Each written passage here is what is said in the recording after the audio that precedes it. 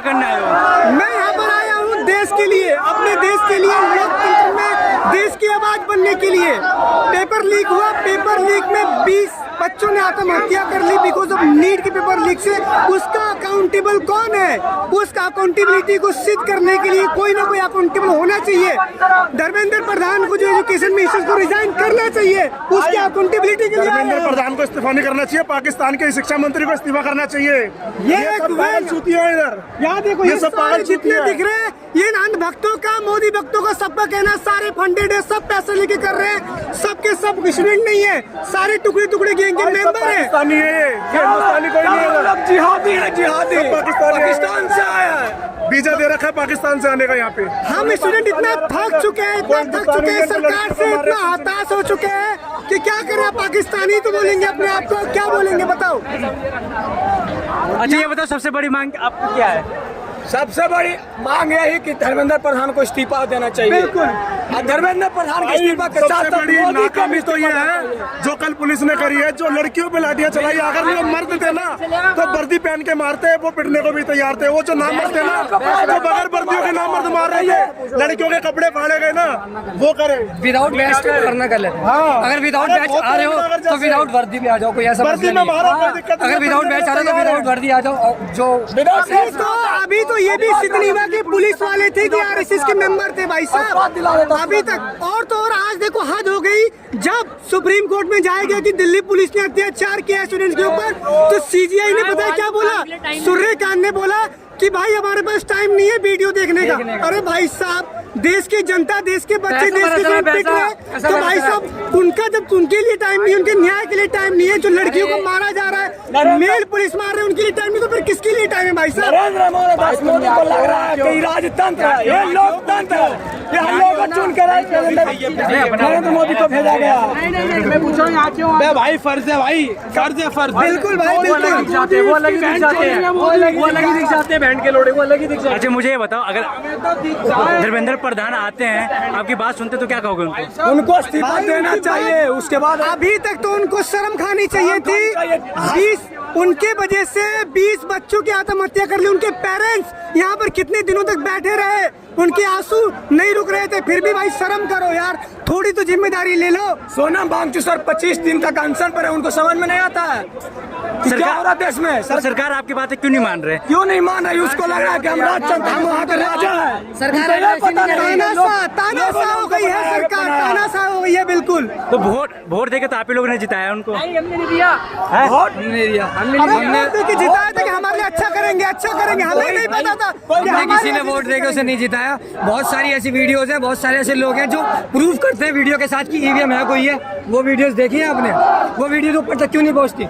जब तक सरकार वीडियोस यहाँ पर भी डेमोन्स्ट्रेशन करके दिखाया था एक ने ईवीएम हैक करके, ईवीएम हैक करके बाहर ही दिखाया, यहीं पर दिखाया, जंतर मंतर में दिखाया, कोई भी वोट नहीं करता।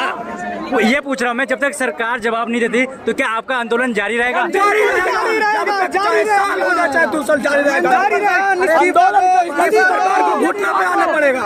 इतने भी मत कठोर बनो कि तुम्हें संवेदना है, इंसान के आंसू दिखना बंद हो जाए। सरकार को घुटना पे आने में मजबूर हो जाएगा। सत्ता पक्ष आपके सपोर्ट कर रहे हैं, इसके बारे में क्या कहिएगा? सपोर्ट कर रहे हैं क्योंकि वो देश के भविष्य के बारे में सोच रहे हैं, क्योंकि बच्चे देश का भविष्य है, वो अपने लिए नहीं सोच रहे हैं। रवि किशन ने कहा कि नीड अखबार लीक हुआ है, पेपर नहीं लिखा। रवि किशन दिमाग से नहीं, घुटने से सोचते वो हैं। समोसा के बारे में बोलते हैं, देश में क्या चल रहा है उनको समोसा के पड़ी है कि समोसा कितने में मिलता है।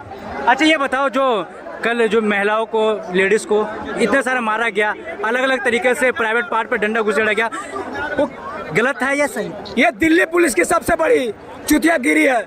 उनको उनका माँ बहन नहीं था, अगर उनका माँ बहन के साथ कोई दूसरा को करता तो उसको शर्म नहीं लगता? इस प्रकार के हरकतें नहीं करनी चाहिए थी। जिसका काम सुरक्षा करने का है महिलाओं का, वही सुरक्षा का हनन कर रहे हैं, वही उनकी इज्जत का हनन कर रहे हैं। तो कौन से सियाप पे भाई साहब? मोदी जी आप कहते हो दिल्ली में बेटी बचाओ बेटी पढ़ाओ, अरे जिनके पास जिम्मेदारी है, जिनको दिया गया है कि दिल्ली पुलिस आपको रक्षा करनी है उन बहन बेटियों की, उन्हीं बहन बेटियों के ऊपर आप लाठी चलवा रहे हो। और तो और उन लोगों के, उन विद्यार्थियों के ऊपर आपने लाठी चलवा दी जो बेचारे खड़े थे चुपचाप। ऐसा बच्चों को मारा गया, छोटा बच्चा पैर तोड़ दिया गया, हाथ तोड़ दिया गया, इस प्रकार से मारना चाहिए। लग रहा था कि जानवर को पीट रहा है।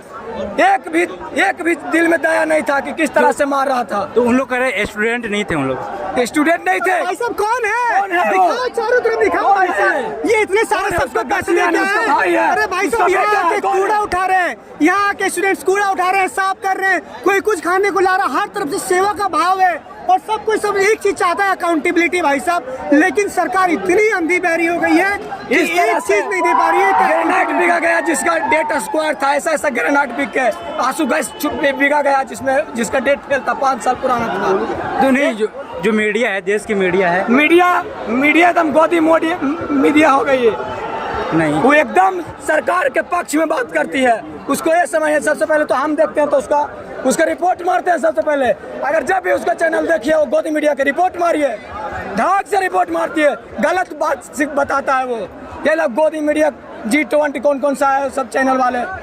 उन्होंने कहा कि जो जितने भी यहाँ के लोग हैं खाली मारपीट दिखाए और पुलिस वाले को नहीं दिखाए। तो क्या वहाँ पुलिस वाले को नहीं दिखाया गया है वहाँ पे? मतलब कि जो कोई वहाँ पे 50 की संख्या में जब जान रहा है, आपके पास में हथियार है, बच्चे के पास में कुछ नहीं है, इस प्रकार से मारा जा रहा था। कैसा जनता को कैसा लग रहा था? ये देखो सेवा ये जो भाव, माहौल ये है। होता है सेवा भाव। ये कौन है भाई साहब बताओ? दिन भर लोगों पंखा होते रहते हैं, बताइए क्या पैसा लेते हैं यहाँ भाई साहब, पे? किस खाना लिए? क्या है? कहाँ से है भैया? क्या मैं बिहार से आया हूँ, बिहार राजगीर से हूँ मैं। राजगीर से मैं भी हूँ। जी।